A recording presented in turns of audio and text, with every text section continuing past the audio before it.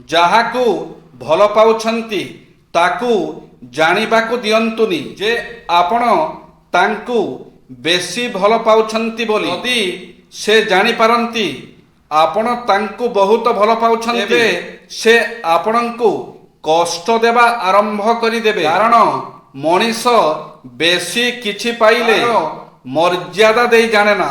ଭଲ ସମ୍ପର୍କ ପାଇଁ ରାଣ ସର୍ତ୍ତ ନିୟମ ଦରକାର ପଡ଼ିନଥାଏ। କେବଳ ଦୁଇଜଣ ଭଲ ମଣିଷ ଦରକାର। ଜଣେ ସମ୍ପର୍କକୁ ନିଭେଇ ପାରୁଥିବ ଆଉ ଜଣେ ତାକୁ ବୁଝିପାରୁଥିବ। ମିତ୍ରତା ଓ ଶତ୍ରୁତା ବିଧାତାର ବିଧି ନିର୍ଦ୍ଦେଶ। ତାହା କେହି ଏଡ଼େଇ ଦେଇପାରିବେନି। ତାହା ହିଁ ପାଳିବା ମନୁଷ୍ୟର କର୍ତ୍ତବ୍ୟ। ଯିଏ ଆପଣଙ୍କ ପାଇଁ ଗାତ ଖୋଳୁଛି ଆପେ ଆପେ ତହିଁରେ ପଡ଼ିଯିବ। ପୁଣି ଯିଏ ଆପଣଙ୍କ ଉପରକୁ ପଥର ଫୋପାଡୁଛି ପଥର ତା ନିକଟକୁ ଲେଉଟିଯିବ।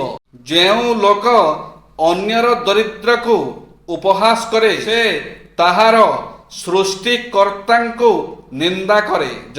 ମୁଁ ଭୁଲ ନଥିଲି, ବାସ୍ ମୋ ଭାବନା ଭୁଲ ଥିଲା। ସେ ତ କେବେ ମୋତେ ନିଜର ଭାବି ନଥିଲା, କିନ୍ତୁ ମୁଁ ତାକୁ ନେଇ ବହୁତ କିଛି ଭାବି ଦେଇଥିଲି। ସେଥିପାଇଁ ତ ଆଜି ଏକା ଲୁଚି ଲୁଚି କାନ୍ଦିବାକୁ ପଡୁଛି। ସ୍ୱର୍ଗ କିମ୍ବା ପୃଥିବୀର ଶପଥ କରନ୍ତୁ ନାହିଁ, କାରଣ ସ୍ୱର୍ଗ ଈଶ୍ୱରଙ୍କ ସିଂହାସନ ଏବଂ ପୃଥିବୀ ତାଙ୍କର ପାଦସ୍ଥଳୀ। ଦଣ୍ଡ ଦେବା ଅପେକ୍ଷା କ୍ଷମା କରିବାରେ ଅଧିକ ମାନବିକତା ପରିସ୍ଫୁଟ ହୋଇଥାଏ। ଶତ୍ରୁକୁ ମିତ୍ରରେ ପରିଣତ କରିବା ହେଉଛି ହିଂସାର ଏକ ଜାଦୁକାରୀ ଶକ୍ତି।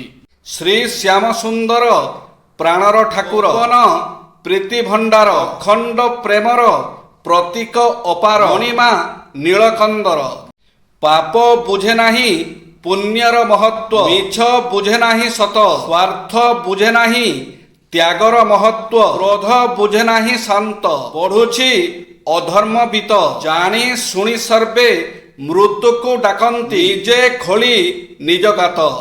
ସମସ୍ତଙ୍କ ଜୀବନରେ ଜଣେ ଏମିତି ସାଙ୍ଗ ବା ଘନିଷ୍ଠ ବନ୍ଧୁ ନିହାତି ରହିବା କଥା, ଯାହାକୁ ସବୁ କିଛି ମନ ଖୋଲି କହି ହେଉଥିବ। ଭଲ ମନ୍ଦ ସୁଖ ଦୁଃଖ ଯାହା ବି ହେଉ କିଛି ବି ଲୁଚେଇବାର ନାହିଁ। ବେଳେ ବେଳେ ଏମିତି ଲୋକ ସହ ଏତେ ଗଭୀର ସମ୍ପର୍କ ହୋଇଯାଏ ଯେ ପ୍ରତି ମୁହୂର୍ତ୍ତରେ କିଛି କରିବା ପୂର୍ବରୁ ତା କଥା ହିଁ ସବୁବେଳେ ମନେ ପଡ଼େ। ମୋ ଦୁଃଖର କାରଣ ମୁଁ ନିଜେ, କାହିଁକି ନା ମୁଁ ମଣିଷ ଚିହ୍ନିବାରେ ଭୁଲ କରିଦିଏ। ଜୀବନରେ କିଛି ଶିଖନ୍ତୁ କି ନ ଶିଖନ୍ତୁ ବନ୍ଧୁ, ମଣିଷ ଚିହ୍ନିବା ନିଶ୍ଚୟ ଶିଖନ୍ତୁ। କାହିଁକି ନା ମଣିଷ ଯେମିତି ଦେଖାଯାଆନ୍ତି ସେମିତି ନଥାନ୍ତି। ଗଛ ଲଗେଇଲେ କିନ୍ତୁ ଲଗେଇଥିବା ଗଛରେ ପାଣି ଦେଲେନି, ସେହିପରି ମଣିଷକୁ ହୃଦୟ ଦେଲେ କିନ୍ତୁ ହୃଦୟର କଥାକୁ ବୁଝିବାକୁ କେବେ ଚେଷ୍ଟା କଲେନି। ବାପାଙ୍କ ଭଲ ପାଇବା ଆଉ ମାଙ୍କ ଭଲ ପାଇବା ଭିତରେ ଫରକ କଣ ଜାଣିଛନ୍ତି ବନ୍ଧୁ? ମାଙ୍କ ଭଲ ପାଇବା ସବୁବେଳେ ଦେଖି ହୁଏ, କିନ୍ତୁ ବାପାଙ୍କ ଭଲ ପାଇବା କେବଳ ଅନୁଭବ କରି ହୁଏ। ଜୟ ଶ୍ରୀ ଜଗନ୍ନାଥ।